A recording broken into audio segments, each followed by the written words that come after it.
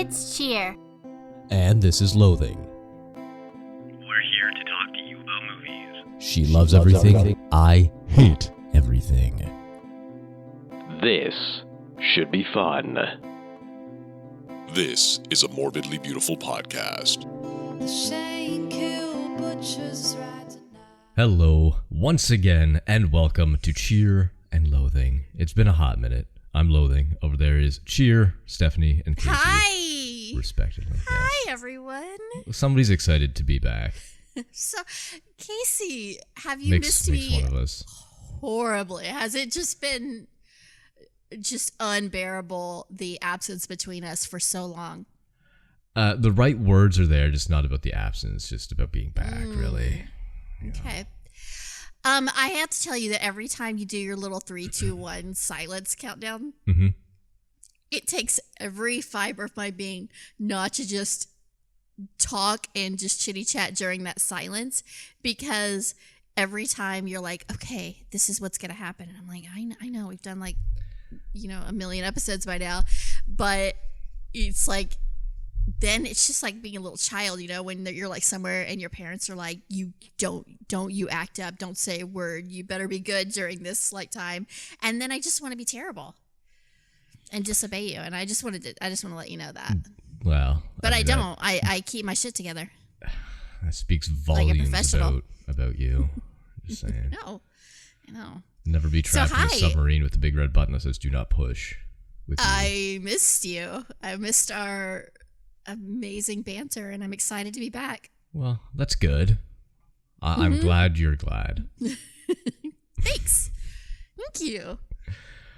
So we're back talking about a couple movies. I know you cheated on me last week or a couple of weeks ago, whenever it was. I had to because you were like, I can't be around you right now, and I was like, well, I'm sorry when my life falls apart. Oh, did you do that on purpose? Was that for our episode today, since it's Canadian Day episode, to be extra Canadian? Yes. Sorry. Oh, right, yes. Sorry. I can't even do it. Sorry. Well, I'm not British. I know, I can't do it. I just said I'm not good with accents, but you did something that sounded very Canadian. Sorry. That's not how you said it, though. But that's Say it how you said it. Sorry? Yeah, it's something like that, yeah. Okay. It's just my normal voice, but whatever.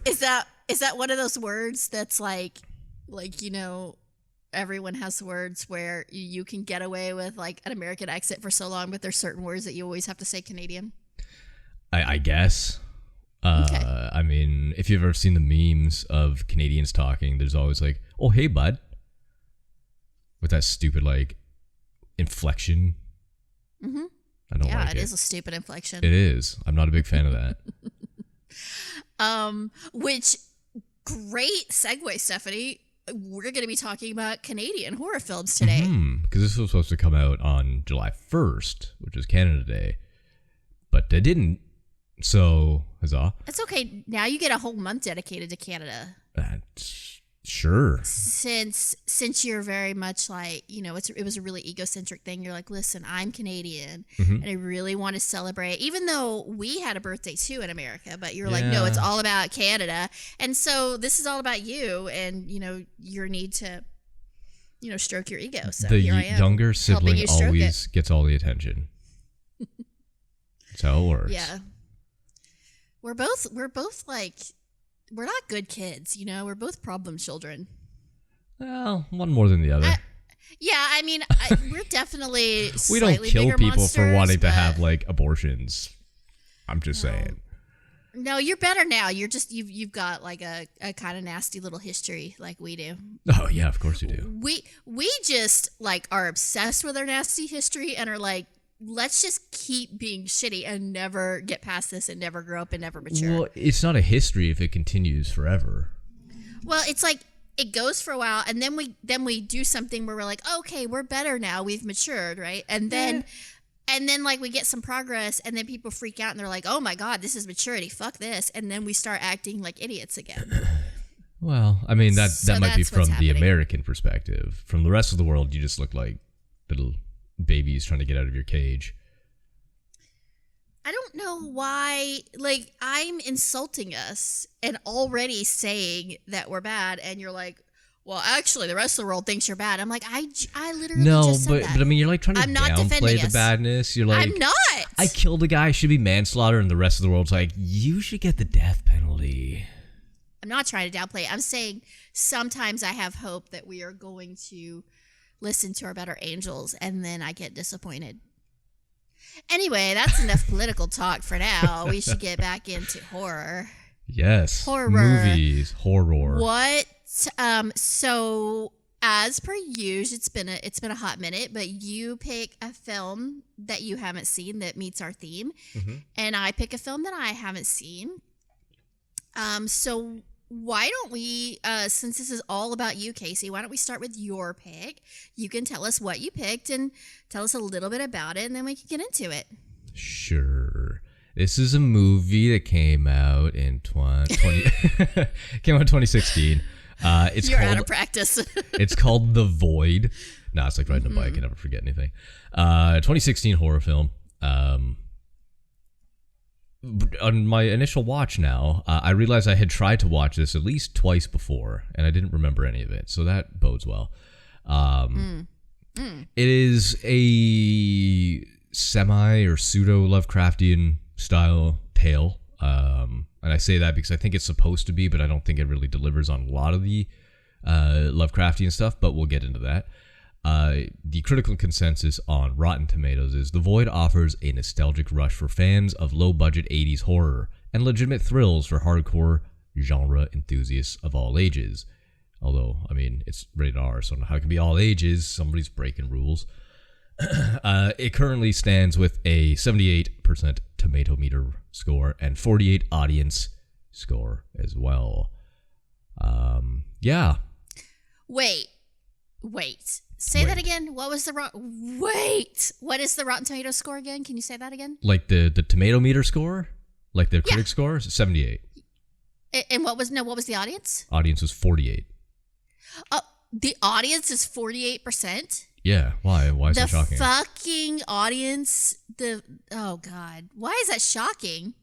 That's quite a differential. 78 and 48? Have you been on this podcast before? Have we ever had two that are like even remotely close? We have. We actually have. That's it's rare. Yeah, I mean, we're gonna get into it, but I mean,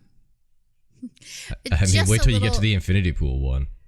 Just a little reminder. Yeah, so that I would expect, anyway, I don't want to jump ahead. As a reminder, I tend to be more in line with the critic score, and you tend to be more in line with the audience score. So I guess this will be interesting to see if that holds true with this one. I'm going to start, before we get into it, and tell you that this is also a first time watch for me, which I find very strange. Like, this is a movie that I had definitely heard quite a bit of buzz about, and I'd always meant to watch it and just sort of never did. And I heard really good things, and it looked really interesting, and I really do love Lovecraftian type horror films. So yeah, I was excited when you said you picked this, because I was like, all right, well, now I have to watch it, and it's about damn time. So to quote Lizzo. So yeah, let's do it. Let's get into the void. Let's jump into the void. Jump into the abyss. The great unknown. Well, it's not really unknown now. We've both seen it, so shh, quiet. So why did you pick The Void, other than you don't really know any horror films, and this is probably the only one that you'd heard of that's Canadian? That's the reason. Okay, that's what I thought. No, like the premise looked interesting. When they said it was like a Lovecraftian style story, or at least elements of it or whatever, I was like, you know what?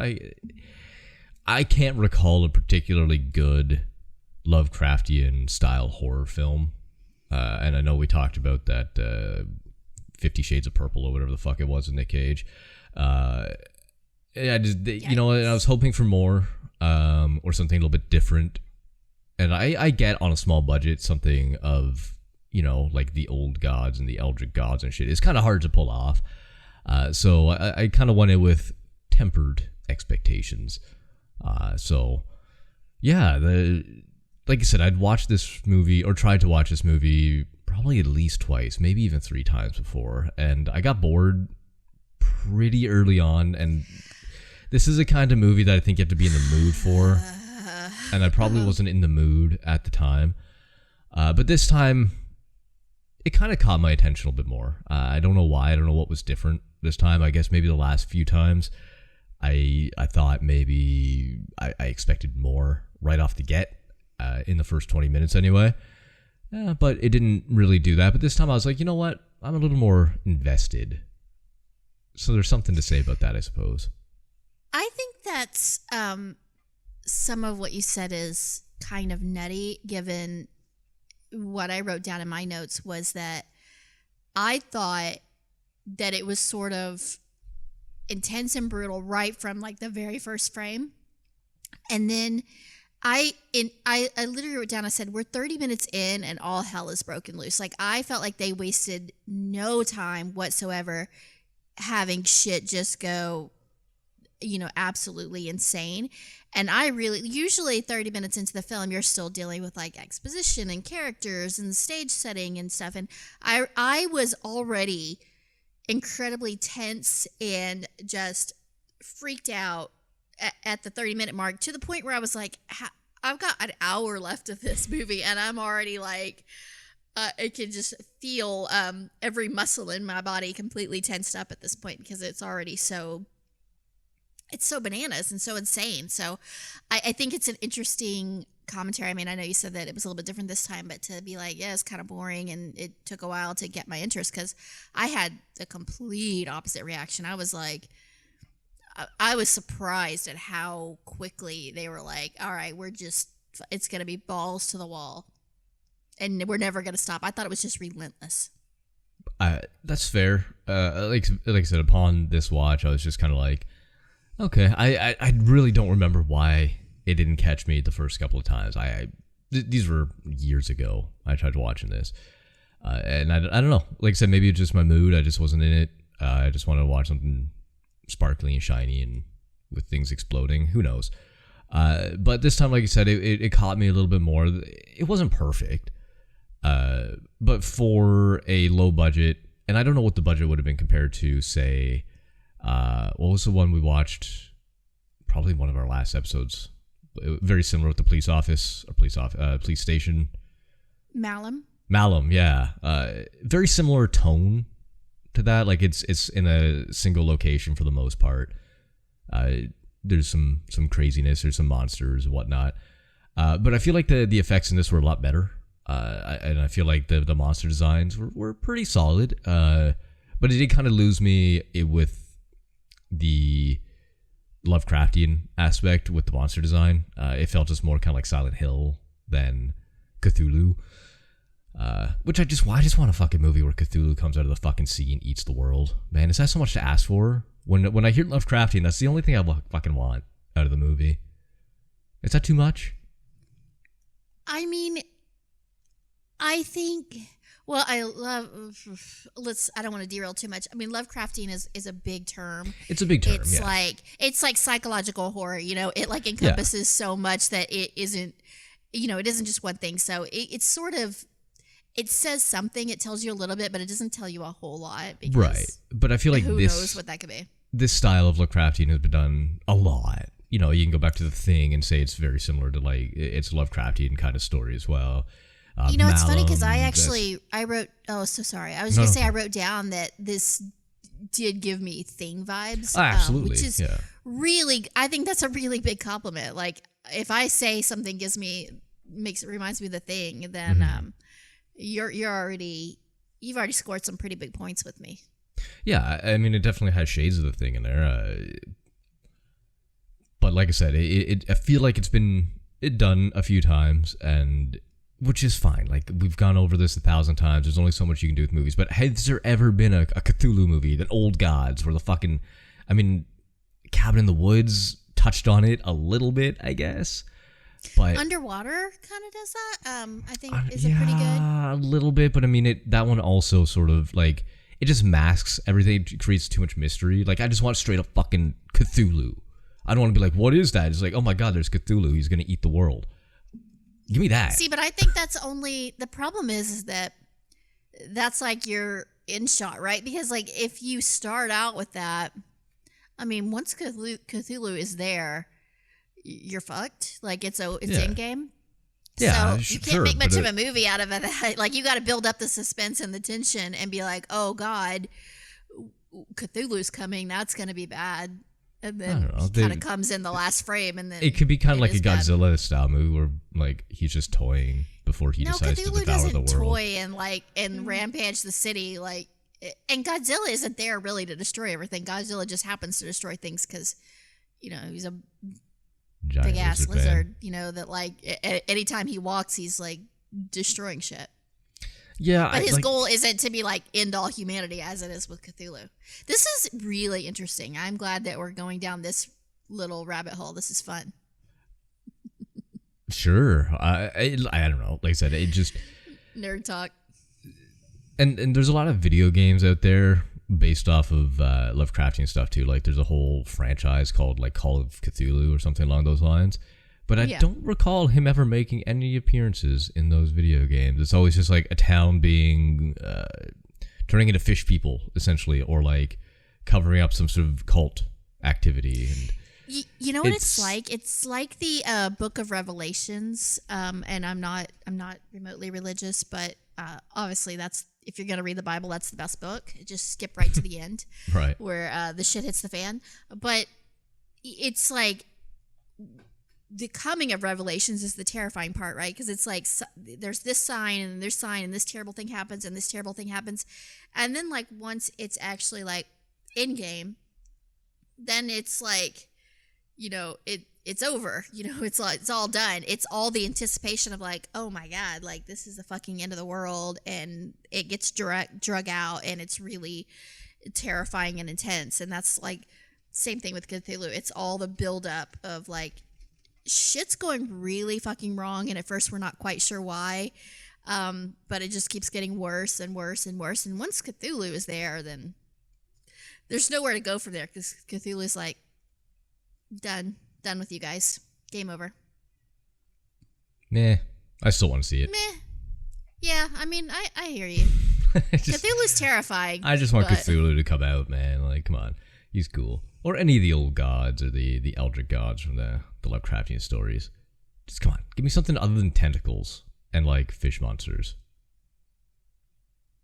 Is that so much to ask? But anyway, The Void. There's a couple of things that I think they lost the plot with, or could have been done better. Like the big, not monster reveal, but when like the farmers show up, or whoever those guys are, at the hospital, and then they're having like a showdown or a stare down or whatever. Like, oh, you, fuck you, fuck you, fuck you, and then like the monster takes the other cop out of like.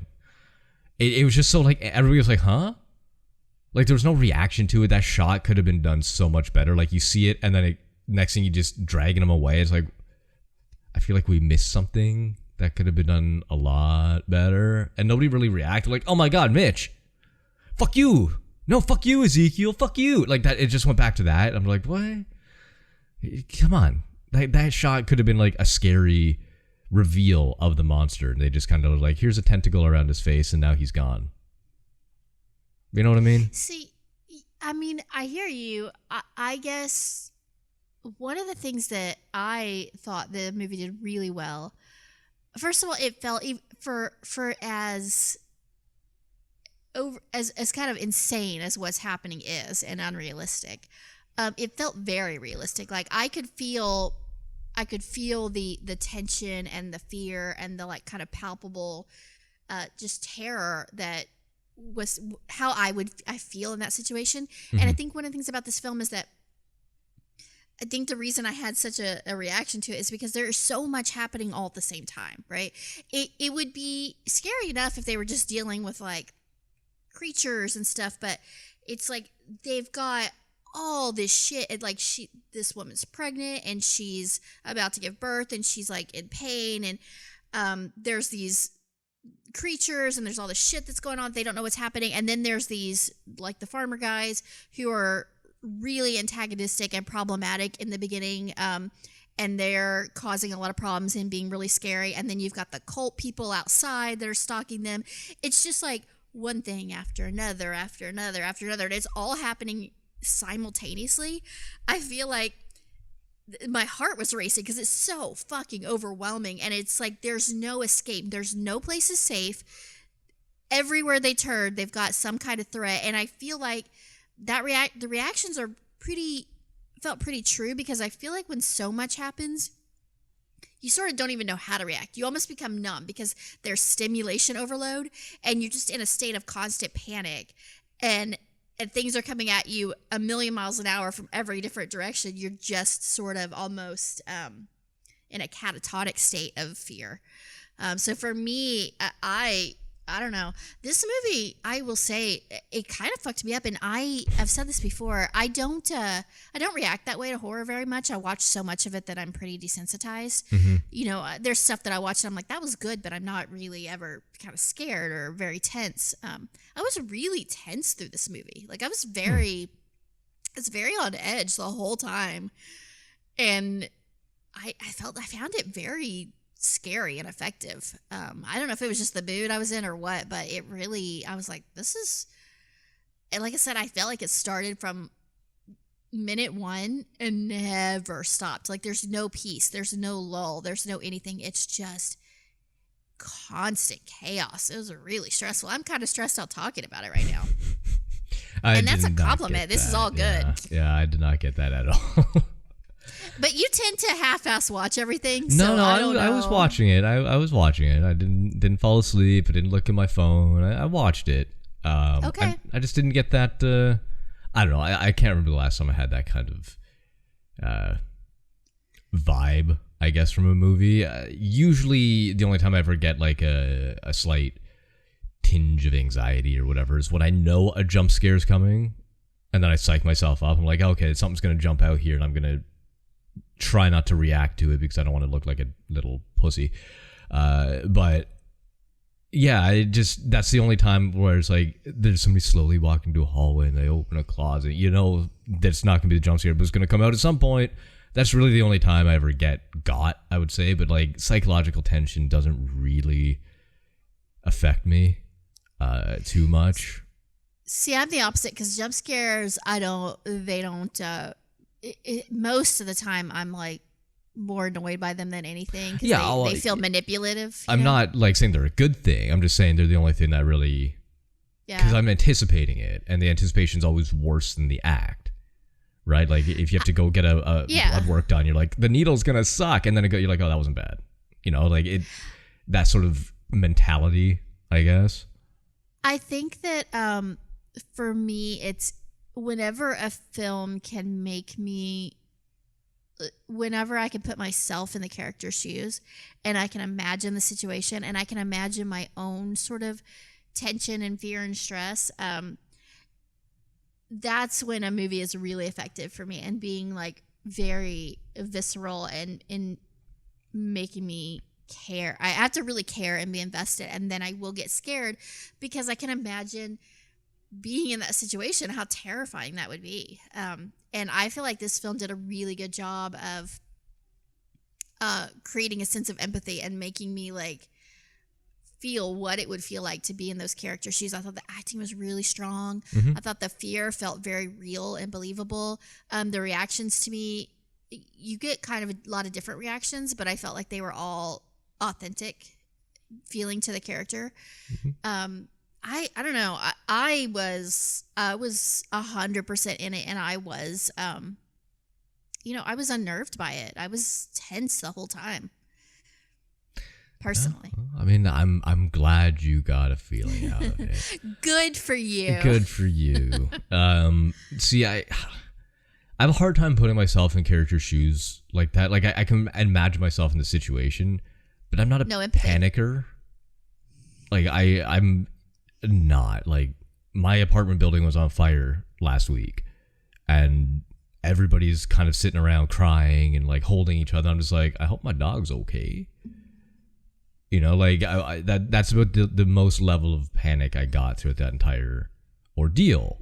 I just don't panic. I try to not react to situations. Maybe later on I'll have like a holy fuck that happened, but in the moment I'm not a big panicker, so it's hard for me to put myself in a situation where it's like, there's a monster trying to kill everybody. If I die, I die. You know? See, well, I can't get inside your head. I will say that's kind of what I mean, though, as far as the authentic reactions, because they weren't running around screaming. No, you're right. Right. There was some level of like, where like there's one point where the nurse is really like, and obviously I think she has every right to. She's kind of losing her shit, but for the most part, like the cop is really calm and he's really brave and he's like going places where he knows he shouldn't go because he has to. I felt like there was some very genuine human reactions and they weren't all the same reaction. And you did get the like, I'm obviously scared, but I'm just going to do what I have to do. And I'm not going to like let myself lose my shit. I'm just going to face this and deal with it very calmly. And I like that. And I don't think panic and fear are necessarily the same thing. Like you might have panic if you're afraid, but sometimes the fear is real guttural. It's real deep down where you just like know that there's potential you're not making it out alive. You still have to kind of deal with it and try to get through it and try to be rational and logical. But that doesn't mean that you're not still afraid. Like I guarantee you, I can't, I mean, maybe, like I said, I can't get in your head. Maybe you're some kind of really unique special case who has a death wish and doesn't like have any value for life. But like 99.9% of people in that situation in real life would be pretty terrified. Like that's really fucked up. Obviously, it would be a terrifying situation. I'm not saying I wouldn't be afraid. I just wouldn't panic. I don't know. It's hard to describe the scenario. Like,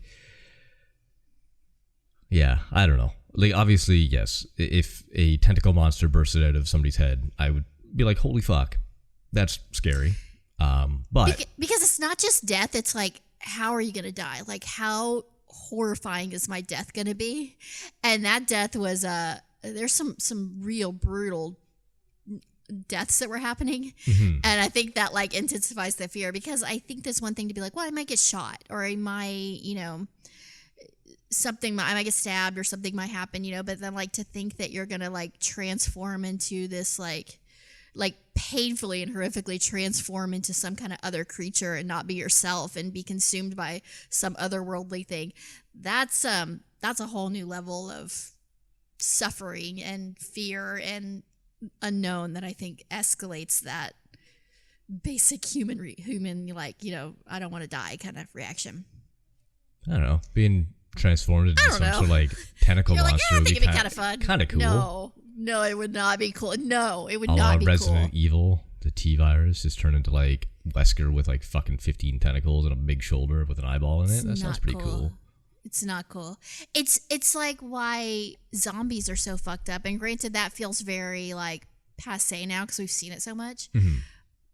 But the idea, I mean, because death sucks, obviously, but then it's like quick and it's over, And then you have peace, whatever peace is, like whether it's just I don't exist anymore or whatever you believe. But the idea that you have to continually suffer and you just have to go on, and now there's this loss of control and you still exist, but you're not you. And like, unless you're turning into a sexy vampire, the idea of having to like continue to exist is like in this horrible state is really, to me, the worst possible fucking thing. If you're not aware of it or conscious of it, you're basically dead.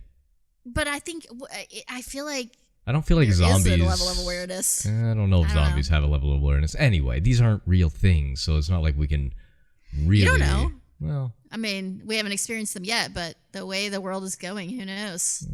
We'll cross that bridge. If I turned on the news right now and they're like, people are morphing into, we've been invaded by aliens and people are morphing into these creatures. And I don't know that I would obviously be like, this is fucked up and I'd be scared, but I certainly wouldn't be like, no, this isn't happening. I'd be like, yeah, this sounds about right. Yeah, it's pretty par for the course. Okay. I was expecting the apocalypse at some point, and I guess this is as good of an apocalypse as any. Yeah, why not? Aliens. Stephen King during his coke phase. Did you get Stranger Things vibes at the end of this movie? Yeah. Okay. I mean, this predates the latest season of Stranger Things by a good, 3 years. Yeah. But yeah, even the voiceover, I'm like, that sounds so familiar. Like when the villain's kind of talking in the guy's head. I'm like, that sounds so... Whose voice? Oh, it's fucking Vecna. That's whose voice. And then it shows, I'm like, that is fucking Vecna. Yeah, no, it definitely... I feel like it's... I feel like it's the kind of film that... it's a small little film. And I feel like it doesn't... I don't think it's unknown, but I don't think it gets the attention... and the sort of widespread love that I feel like it deserves. For me, I feel like it's a really underrated gem. I feel like this movie is pretty damn strong in the pantheon of, indie horror films of this nature. I have seen, one of the directors, there's two directors on this. One of the directors, his next film was Psycho Gorman. Did you happen to see that one? Yeah, another Canadian film. It was filmed in Hamilton, pretty close to where I am. I do think that there's quite a bit of similarities in the creature design in those two films, and obviously that makes sense. It's the same filmmaker. Mm-hmm. So that's immediately kind of what it reminded me of. But Psycho Gorman, which again, I don't know why I didn't go back and see The Void sooner, because I loved that film. I thought it was so good. Did you enjoy Psycho Gorman? I did not. Oh, God damn it, Casey. You really do. You know what I appreciate? I appreciate that you have this thing where you're like, I hate everything. And you really stick to that. Yeah. You rarely deviate from that. Yes, thank you. I just want to go back to one thing you kind of said earlier about The Void being kind of like a smaller, not as well known, which is true.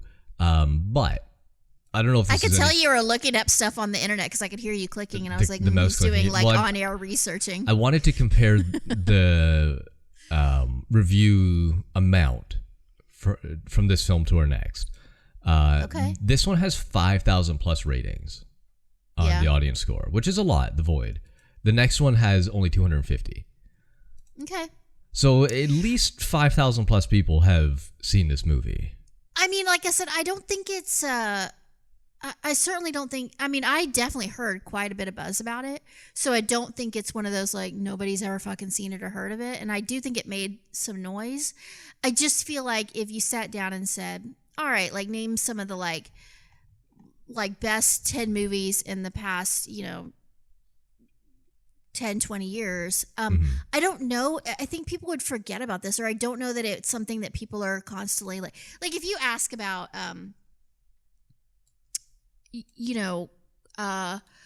special effects driven films and things that are apocalyptic and kind of cosmic horror. I mean, most people are going to say The Thing. There's going to be certain films that everyone's going to say. Mm-hmm. And I don't know that this film falls in that category, but I guess I'm arguing that I feel like it should. I think it's, I'm not saying it's The Thing, because nothing is, but it's quite good. It's, for me, I was like, wow, this is really well done on a lot of levels. I thought the effects were pretty fucking outstanding, given I don't think the budget was big at all, and they looked great. And there was a lot of them. They didn't, because a lot of times when you don't have a budget, you might have one or two creatures, and that you really, and they come at the end, and you really kind of, you blow all your budget on sort of with the one big money shot. Yeah. And this has a ton of effects, and they all look great. Yeah. And I loved the shit out of that. I thought that was really great.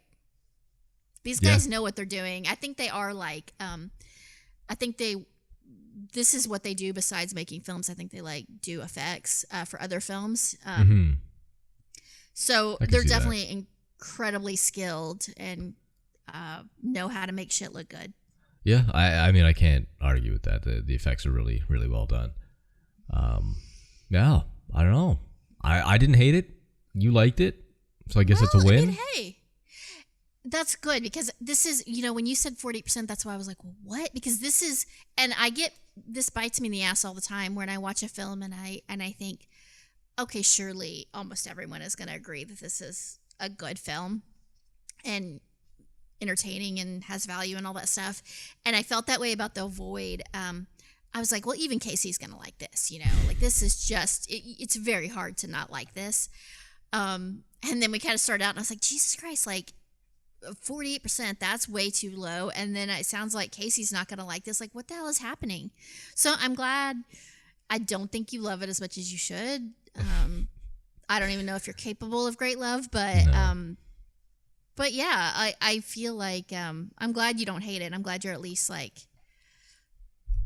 it's got, some redeeming qualities. But yeah, 48% is way too. The audience, again, continuously disappoints me. Doesn't know what they're talking about. That's way too low for this film. The average pleb is just retarded. Yeah, they're stupid. They can't. Well, think let's for not themselves. say that. Wow. Jesus. I mean, those are your words verbatim. I never. Exactly word for word is what you said. Absolutely not. Absolutely not. I do think.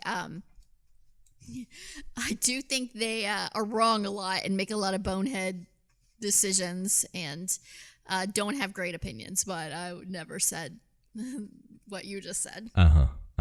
Anyway, let's move on to the next movie, shall we? Okay.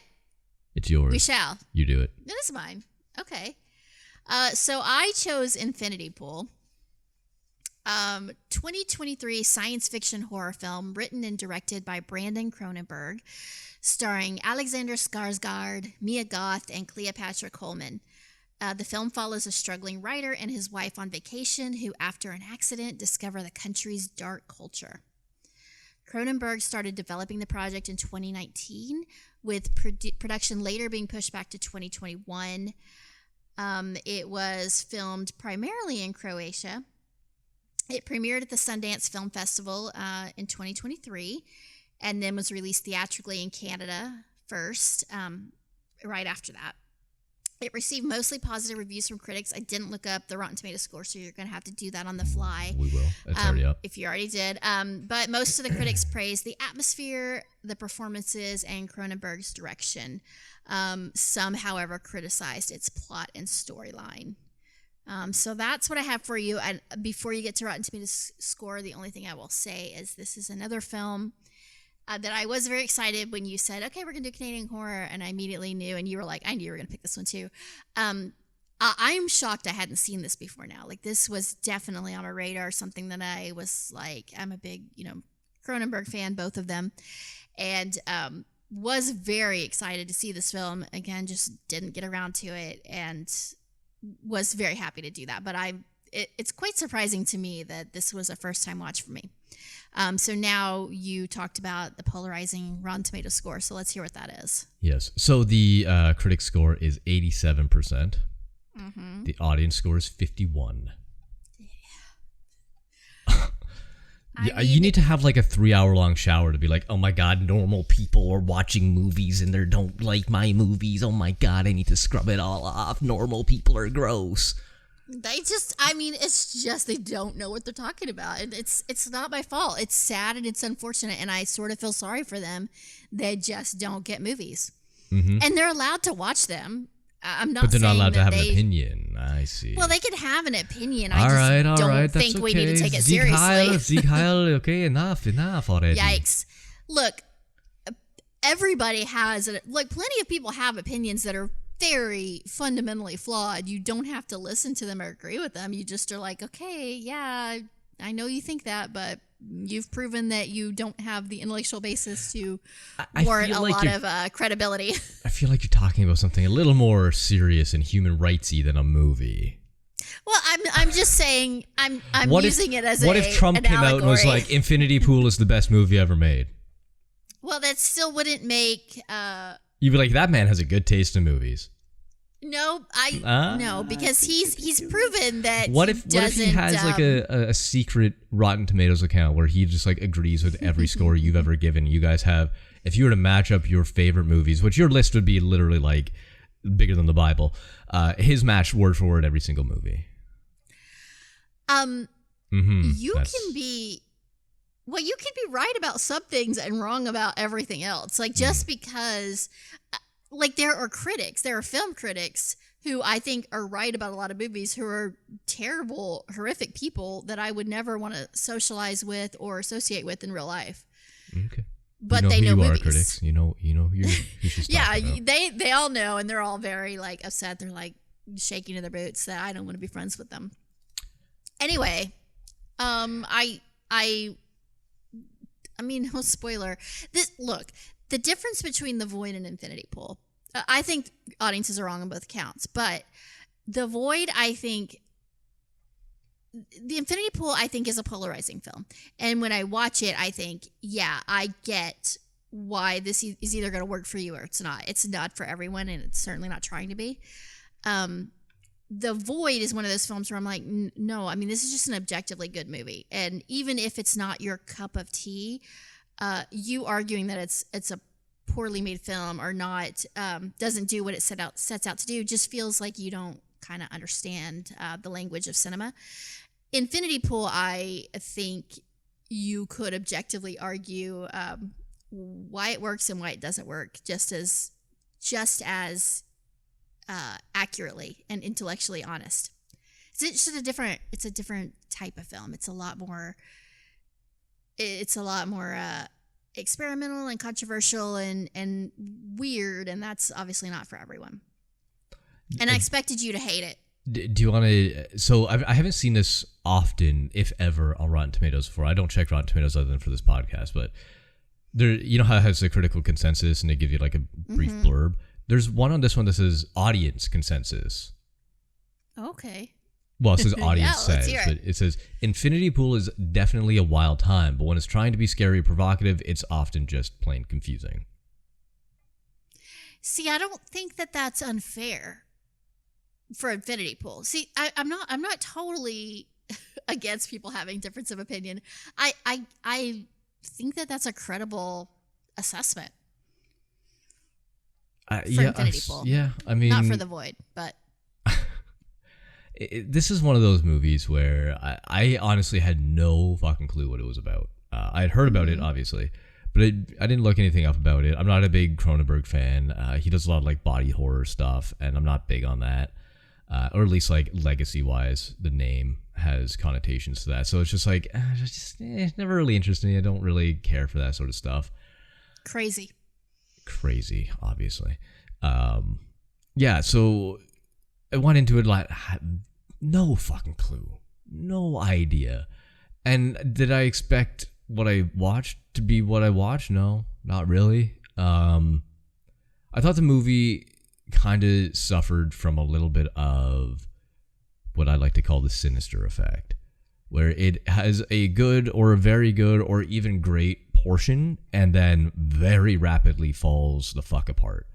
And this one suffers from that. I thought the first half hour, give or take, I think it was pretty good. Up until the point where like the car crash happens and then you discover like what the punishment is. And I'm like, oh, okay, cool. And then I'm like, what are they going to do for the rest of like the other hour and a half that's remaining in this movie?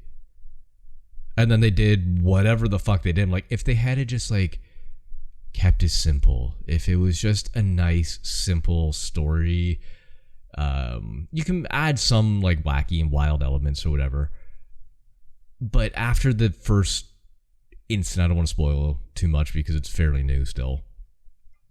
After that first thing, I'm just like, why not explore what they even talked about at one point where they're sitting around the circle and like, well, what if, have you ever thought that maybe you're the clone? Maybe they did the thing, right? They could have done that for an hour and a half. They didn't have to extend it to 2 hours. They could have done that for an hour and a half. And it would have been like, yeah, okay. Then the guy starts going maybe insane or whatever because of that. But what they did was just so dumb. It was bad. And I feel like after a certain point, Cronenberg, or I assume he wrote it as well, was just kind of like, I don't know what to do. I don't know where to go. I have this idea for a really cool synopsis, but I don't know where to go with it. Let's just do this. And it ruined a good third of a movie. Well, I'm gonna offer a counterpoint, but first I'm gonna say something super controversial on this show. Okay. I don't think you're entirely wrong. Mm-hmm. So there's my controversial statement. Okay. Because normally I'm like, no, yes. you're insane. I do think this film, and I wrote this even down in my notes, it's doing a lot. Like, there is a lot that is being explored at the same time. And so it does feel it is a bit hard to follow the thread. Like, some of the things that it talks about, like, there is the idea of, and this is the thing, all of these ideas are very interesting and compelling in and of themselves, in my personal opinion. So you've got the Lord of the Flies-esque thing where you've removed consequences, so now you've removed morality. So it's that whole assessment about, like, is morality even real, or is it just fear of consequences? Is it just like us trying to exist in a society and there is no actual real morality? And the second that you remove that society, or the things that the consequences or the repercussions or the accountability, then we just become fucking savages, because that's our natural state. Mm-hmm. I love that theme, and this does explore that. There's obviously the sort of eat the rich thing, where it's like the wealthy people, compares the wealthy savages to the poorer, I'm air quoting savages, as far as like who's the real monster kind of thing. Mm-hmm. There's the class warfare. There's the idea of duality. There's the idea, like you mentioned, of identity and what makes us who we are. And and this is, goes into the realm of like AI, where you have the films where if it's like, okay, if the AI has kind of human thoughts and memories and emotions and the ability to reason and the ability to feel, but they're not, again, air quotes, real humans. What is a real human? What makes us human? What is the thing that is identity? So all of that shit is incredibly interesting, at least, again, for a nerd like me. I love all that shit. I think the challenging thing is it's doing all of those things are kind of one film. It's mm-hmm. doing all of that at the same time. And so there's a lot happening. And it is inherently weird. And it's a little bit messy for sure. Yeah, less is more. Especially if you're going for like a psychological type of horror. Less is definitely more. Trying to jam 15 concepts into a movie that's already, I think, overstaying its welcome with its runtime is just, I don't know, it missed the mark. Which, he did Possessor too, didn't he? Mm-hmm. And I feel like they kind of did the same thing with that movie. Just like too many concepts, too little execution, a little too messy. And it carried over to this, and it was just like the first little bit was really good. I was kind of enthralled. I was in it, and then it started going downhill very quickly after that. Even plot holes in the sense of where do they keep getting the clones from? Like, this seems to be like a police thing. Like, only certain law or government officials have access to this technology or this thing that they have. But these quote-unquote friends, other people in the resort, just like, oh, let's pluck one from the fucking apple tree. No, I mean, it's the government, and the government runs the state, and they have access to this, and because they're extorting rich people, the rich people that get the clones, they say they go to the government, the police, and they pay them to make them a clone. And because the implications are that the government's corrupt and it is taking bribes and extorting rich people, they're more than happy to take the money and make a clone. Yeah, I don't know. It just seemed like a weak throwaway for the reason. I don't know. I felt like it made sense. I mean, for what it's worth, these things are going to exist simultaneously. I don't disagree with you, and I don't think your criticisms are invalid. I do happen to feel differently. Like, for me, I am mostly positive about this film. I don't think it's flawless, but I do think it does enough right, and there's enough compelling stuff here that I would be in that critic consensus of giving it a pretty favorable review. But I think that this is definitely, it's a certain type of movie for a certain type of audience, and it is very Cronenbergian, and because Brandon is very, very much in the same vein as his dad, and that those films are already polarizing. It's like you're either that's either for you or it's not. There's really very little in the middle on those kind of films. You're a rabid fan or you're like, this is absolute garbage. And so I definitely get where you're coming from. I don't know. This movie definitely like ticks all the boxes for critics, 1 bajillion %. I'm gonna clickety-clack here for a second because I just want to compare something. No. Oh, it's such bad radio, Casey. I know. Can I talk while you clicky-clack? Yeah, no, I'm done. I'm done clickety-clacking. So, what okay. I don't get, so it was just a quick look up, is critics tend to love films like this that are weird and psychological or artsy, is that the fucking word? A tour, yeah. Yeah, like films like that. Yet something like if Lars von Trier does something, it gets blasted. But they're basically the same fucking things. I mean, Lars von Trier is a critical darling. Like, I mean, those are art house films. I'm looking at his scores. There's more green splats than red tomatoes. It might be pretty close, but the red tomatoes are like 13%. Or like the green splats, sorry. They're like 13%, 36%. And the high scores are like, they top out around 79.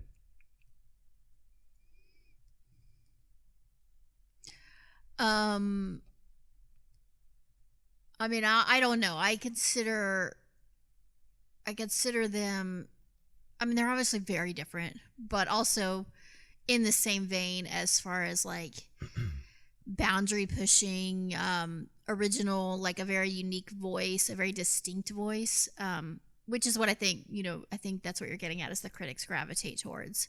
Like something that feels pretentiousness very, is what they gravitate towards. Well, I mean, tomato, but yes, like having something that feels very, whether you resonate with it or not, you should be at least able to be like, okay, I see the vision here. This is a visionary filmmaker that has something to say and isn't afraid to say it. And it might not be my cup of tea, but that doesn't mean that it doesn't have artistic merit. I think that's sort of the baseline there. I guess I feel like a lot of the time critics look at movies with a certain lens.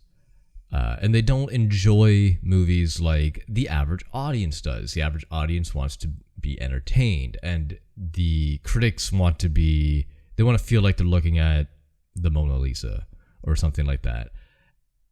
And if the movie isn't that, if it is Avengers, they're just like, well, this is shit. Because or if it is Avengers, it's like, this is shit. But why? Like, it has all the classic storytelling elements, the acting's good, the effects are good. Like, I don't understand why something like Infinity Pool can have an 87% and like an Avengers movie can have like a 32%. It's just that dichotomy. It's just like, why? Like Scorsese says the like superhero movies are garbage, trash, eye candy, whatever. But they're still telling stories. They're still saving the world. They're helping. There's a hero. There's a villain. It has all the basic storytelling elements. And sure, it doesn't have weird, trippy sex scenes where like people are walking around and there's like blood and you don't know what the fuck's going on. But that to me is a good thing. Like a movie should have, you're right, if it's going to tell a story and it's going to have a vision, but that vision should be clear. It shouldn't be thick as mud, which is what I think Infinity Pool is. I mean,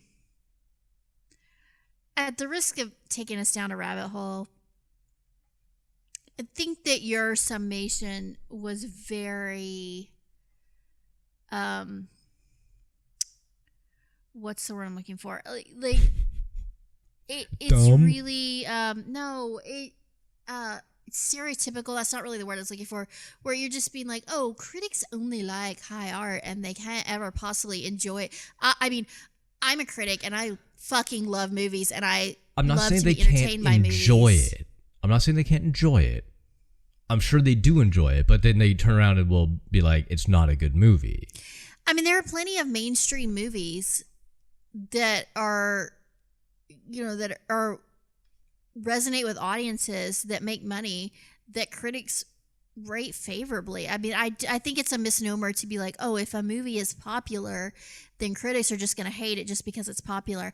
I mean, we could dive into, we don't want to, this isn't that kind of podcast, but we could dive into what critics are looking for and why they have certain reactions. And you could tell a story that is like, okay, it's entertaining, but the reason it's entertaining is because it's formulaic. It's hitting all the like known beats. It's basically regurgitating something you've seen a million times because that's easy and people like easy and you know what's going to work. So as a filmmaker, you're like, I'm just going to give people what they want. And not that there's anything wrong with that, but that's a choice.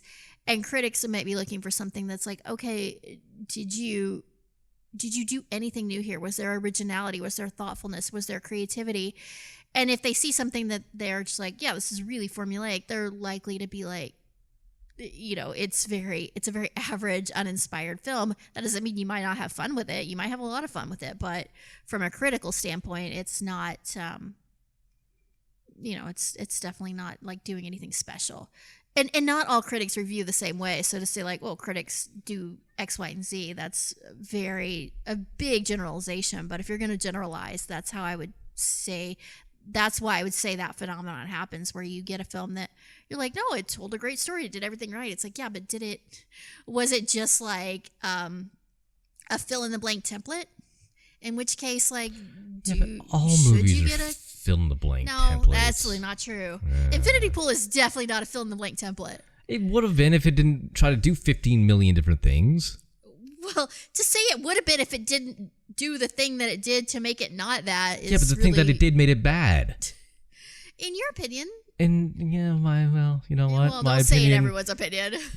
The majority, because there's more negative reviews on it than there are positive from normal, everyday people who absorb this content.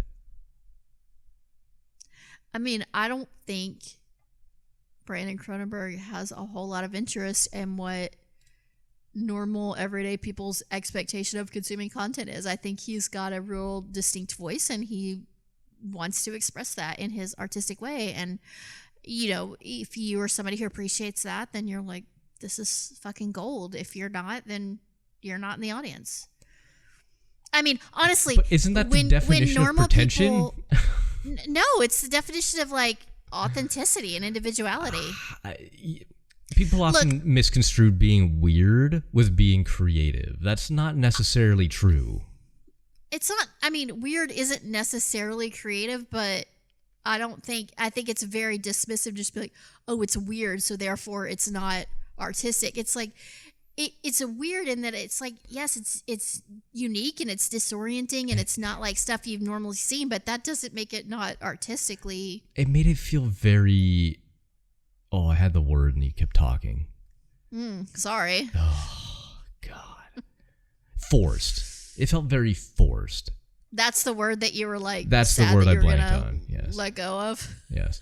It didn't feel natural. It didn't feel genuine. It felt forced, everything that he did. And that's my problem with a lot of these quote unquote art house films or experimental films or visionary auteur films. They all feel very forced. Very, very, very forced. Like they're like, I want to do a movie, but I want to do that, but I want people to be like, it's weird, so I have to be weird. And now my movie's weird, but I guess that's okay because some critics like it. But like that just kind of feels, whenever a movie like this comes, I'm like, they're just trying too hard to be weird.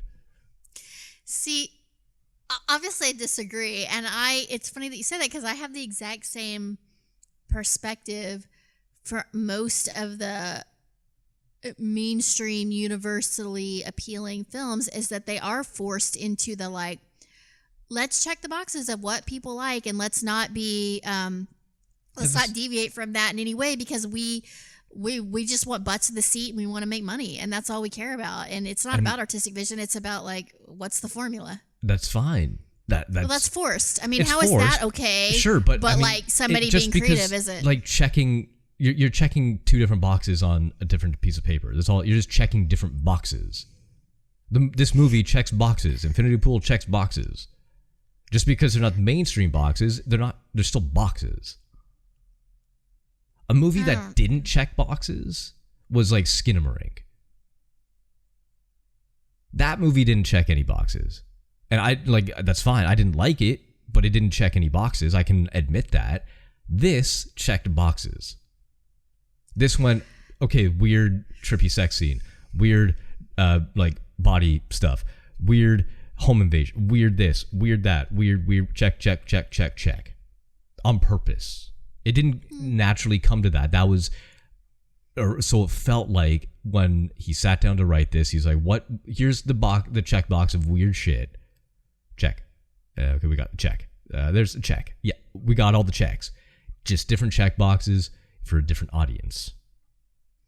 I mean, I disagree. I think it was all about hedonistic abandon, and that's why you got the scenes you got, because it was about stripping, like I said, stripping away that societal expectation of what it means to be a good person and a productive member of society.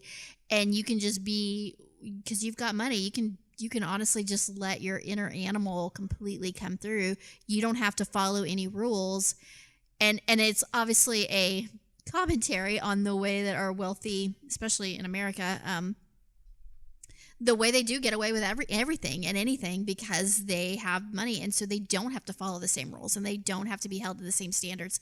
And I loved how I guess I'm giving away a little bit, but not really, at the end, after they've gone through all this debauchery and done all this horrible shit, they go right back to, as they're returning to civilization, they're like, oh, let's put back on our pretenses, let's be normal, let's start thinking about things like paying the bills and going grocery shopping and what responsibilities we have and shit. It's like they immediately put those masks back on. And I think that's why you get the metaphor of the mask. It's like we're, putting on masks and taking them off, and what's real and who are we really? Are we putting on the mask of a monster, or are we a monster all the time who just puts on a mask of polite society because we have to? I think that shit is, whether you think that he nailed that or not, that's incredibly fucking interesting and fascinating. There's a lot of layers and a lot of really interesting shit to explore. Not new. Well, I mean, that's so. I don't think that's fair commentary. You can break down any movie the way you just did. Any movie. I can take Avengers Endgame and do the exact same fucking thing. Okay. Like, like the movie's about how when a society is starting to crumble, people stick together, but there's always going to be strife, and there's going to be a select few who always step up to do the right thing, no matter who they are. Iron Man is the richest man, the smartest man in the world. What does he do in the end? He did one thing he said he was never going to do: sacrifice himself for everybody else. And that's exactly what he did. He saved the world despite being a rich billionaire, despite being powerful, despite having this suit that makes him basically immortal. He shred all that. He took it all off and went, I'm the hero. I saved the world. I saved the universe. You can do that with any fucking movie. Just because you break it down doesn't make it better. Okay. I'm not going to argue with you about this. I think you're, I don't know. I don't feel like we're having a genuine conversation about it. Well, because one's weird and one's mainstream. So therefore the weird one has to have more layers, right? No. I mean, I think you're being derivative, and I don't. I think you that's are. Not how I would see it. All right. Well, I mean, agree to disagree, I guess. So like I said, you can take any of the weird movies we've seen over the past 2 years of doing this podcast, and you'll break it down in that way. But if I were to bring up mainstream, you're like, nah, there's no layers there. Nah, it's just what it is. Nah. But because it's weird and low budget, it has layers. What I don't like, what I hate, is the implication that a movie has to be a very certain specific way for me to enjoy it. Like, I love weird art house movies. I'm not going to apologize for that, but I am very entertained by plenty of mainstream movies. I do think there is but this is true in literature and everything. And I'm not sitting here saying like, oh my God, if it doesn't have layers and layers and if it doesn't make me think it's stuff like it's garbage and has no artistic merit. I do think you could tell when there are certain films where, okay, I have something to say and I want to explore some very specific themes and I want to, infuse my film with a lot of like allegory and meaning. And then films where that's not the intent. And sure, at the baseline, basically what you just said is that like all art is a reflection of life and humanity. Of course, because it's all people doing human things and having human reactions. So everything has some relation, no matter how fantastic, some relation to reality. That's the nature of art itself. That's not the same thing as having a very specific goal of trying to really peel back the layers on certain really thought-provoking kind of issues and stuff. Not every film tries to do that, and that doesn't mean it's garbage for not trying to do that. It just means I find it interesting when they do that, and I think that's okay. And I don't like the idea that like, oh, because I'm sitting here saying like there were some interesting themes being explored, and for me it resonated and I liked how he did it, that I'm like, oh, that's pretentious because I can't possibly like it if it's not super deep and has all this shit. It's like, it's interesting to me. It's the English major in me who like to analyze literature and like to like look for deeper meanings and stuff. Like, yeah, I know that's not for everyone and that's fine. But I also don't think you should be dismissive and be like, oh, it's just, I think you being dismissive and saying it's just weird for the sake of being weird is just as dismissive as you saying, oh, critics can't like mainstream shit because it's not deep and layered. It's like, that's the exact same mentality, just reversed. And I don't think it's right on either side, personally. Sure, but let me throw a big but in your face. Okay. Do you attempt to look for layers in not every mainstream movie, but more mainstream movies? Do you attempt, or do you just go like, oh, this is a weird one, I have to extrapolate the layers of it? Whereas if you were to go sit down and watch Top Gun or I don't know, any movie that came out that made $1 billion in the last 5 years, would you even attempt to break down the layers, or would you just take it at face value? Are you biased because you know this is done by a certain director, a certain writer, a certain producer, a certain company, that you're more inclined to do that layer breakdown than you are a more traditional mainstream movie? I feel like you, for the most part, know it when you see it. I think that if you interact with a lot of these different kind of cinema, you kind of know when a filmmaker is trying to create something that is kind of meant to be dissected or is meant to be allegory or whatever. And then you kind of also know when a story is basically hitting the beats of like, okay, this is about heroism or love or friendship or those kind of, and again, I don't think, like, I just saw Indiana Jones and I fucking love the shit out of it. And I don't think it has to have, now, if I really wanted to be like, oh my God, so, okay, this is a metaphor for blah, blah. I mean, you can add anything onto it that you want to, and that's fine. But I do think it's a pretty straightforward film that tells a story of, basic like good versus evil and heroism stuff. And I don't think there's anything wrong with that. I enjoy those tropes as well. I enjoy films that do a really good job telling those kind of stories. And it's not that it's beneath me and I don't want to waste my time peeling back the layers, but it's not presenting itself as a film that is asking you to do that or that even wants you to do that. Whereas certain films, I think when you go in, like, oh, okay, if I'm going to get something out of this film, I'm really going to have to engage with it on a different kind of level because it is trying to tell a different kind of story, And I feel like I've said this before a million times. You've really got to meet the filmmaker where they're at, like what kind of story are they trying to tell? What type of film is it? How are they asking you to engage with it? And then, I mean, obviously you don't have to, that's a choice whether you want to engage at that level or not. But I think there's an authenticity to what, like I said, these kind of films, a lot of people don't want to peel back layers and think and be challenged and stuff. And doesn't mean they're idiots or they're garbage. It's just like, it's not for them, and that's fine. But if you do enjoy that, I think that can be a really rich viewing experience. And for me personally, I like it and it's enjoyable. But that doesn't mean that other shit that doesn't do this is garbage. So this has been the Cheer podcast. Sorry.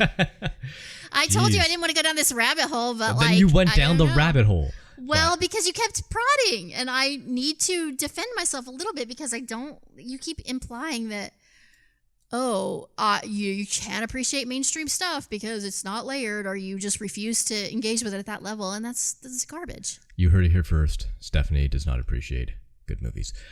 So, general consensus on Infinity Pool.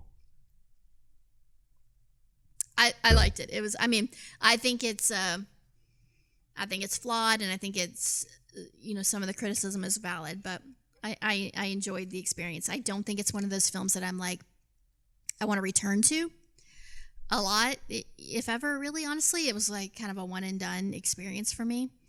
We didn't even talk about it, but I do think the performances. I really appreciated how committed Mia Goth and Alexander Skarsgård were. I thought they were like really, really strong and kind of worth the price of admission for me. Cool. I did not I thought the performances were good. I don't like going into performances too much because you kind of have to expect with names like that you're going to get a good performance. It's more like the indie films like The Void, for example, where you kind of scrutinize a little bit more of the performances because they're not big name actors. They don't have a huge pedigree of films below their belt or beneath their belt or under the belt, whatever the fucking phrase is. So it's a little easier to be critical of those style of movies with the performances. Whereas when you get names like Alexander Skarsgård and you get Mia Goth, they're proven performers. And anything less than stellar, you're going to notice. So I don't really like looking at the performances on that end with names like this involved. So, I mean, you're not wrong. The performances are good. Just the story was fucking terrible. That's such a weird thing to say. Like, oh, well, these are good actors, so I don't. Well, they're proven. I don't want to give them credit for their performances. No, it's not that I don't want to give them credit. I just don't think it's something that needs to be looked at. Like, it goes without saying that they're going to be good. No, it's not. I mean, plenty of like great actors. Well, no, especially like or turn in bad performances. Sure, but I mean, these actors have a propensity, I guess, for doing these kind of films, like the weirder stuff or the more obscure niche stuff. So it's kind of their playground. It's kind of their wheelhouse. If Tom Cruise were in this movie, I'd be like, okay, we need to kind of look at his fucking performance because he's not known for this kind of stuff. But they got actors in this movie who are kind of in that realm already. So it would be weird if they weren't good. And it would be more noticeable. Whereas here, like, yeah, bravo, kudos, whatever, for doing a great job. But it's not like that wasn't a determining factor for me whether this movie was good or not. You sound like somebody who is so like intent on hating something that you're like, yeah, I mean, these things were all good, but they should have been good, so they don't count. So now I'm just going to focus on the shit that wasn't good. Absolutely. Like, Crazy. You wouldn't go to a professional major league pitcher and be like, good job, I'm throwing one strike. It's your job. Do it fucking well. Like, it's not that hard. What else? I don't know. You are too readily available to hand out praise. I challenge people. I have no praise for you, Casey. Okay. That's the exception then. But when it comes to movies, you're too willing. See, that's the thing. Like, people tune into this and they go, oh, Stephanie's going to love it. But if Casey loves it, that's a different story. Okay. Right? Because, you know, sure. And the same goes, if you hate it, then it must be fucking terrible. It works both ways, but people expect you to like things. So they're not going to be like, oh, that must be a really good movie because Stephanie likes it. But then they'll be like, oh, she also really liked Party Bus from Hell. So where does her taste lie, right? Like, it's kind of hard to, but and same goes for me. Like, I generally don't like everything. But if I say, hey, you know, maybe that's a good movie, you should go watch it. They'll be like, oh, oh, maybe you should go fucking watch this movie. And same for you. Like, if you say avoid it, maybe people will avoid it more readily than me saying you should avoid it. Okay. Anyway. Well, I recommend everyone watch The Void. If you haven't seen it, great. I would be selective with who I recommended see Infinity Pool. So there's the difference. I liked Infinity Pool, but I kind of would know, all right, my art house crowd, I'm going to recommend this. But if you're a mainstream person, I probably like, if you love Cronenberg, you should watch this. If you don't, if you haven't enjoyed other Cronenberg stuff, then avoid this like the plague. Self-select. That's what I'm saying. Like, I wonder who's writing those reviews on Rotten Tomatoes, because did you not? I guess some people don't know what they're getting into, but I feel like I definitely knew what I was getting into. Yeah. And you should know. You should. And even if you do know what you're getting into, you still doesn't mean you have to like it. No, it's like, don't watch it, Like, if you're like, you kind of should be able to self-select. Yeah, but you could be a Cronenberg fan and not like this movie. Yeah, that's possible. I just don't think that's the majority of what's happening. Okay, sure. In my opinion. It's my opinion. That's your terribly wrong opinion. Anyway, look, this is you should feel free to edit out my rant or any of my talking. I won't be offended. I don't care. I'm not gonna edit a single thing. Did you have fun at all? Like, did you enjoy being back, or are you not at all. Okay. Are you gonna take another 6-month vacation? No, probably not. All right. Maybe. We'll see. But probably not. Okay. Maybe we'll do another Party Bus from Hell type episode next. This has been the Cheer and Loathing podcast. My name is Casey. That's Stephanie. If you like what you heard, please feel free to leave a review on Spotify or Apple iTunes. Yeah, that's about it. They make us feel warm and fuzzy. You got to shout it if you do such a thing. And we're not doing another Party Bus from Hell episode. Ever. Ever. Okay. Goodbye. Bye.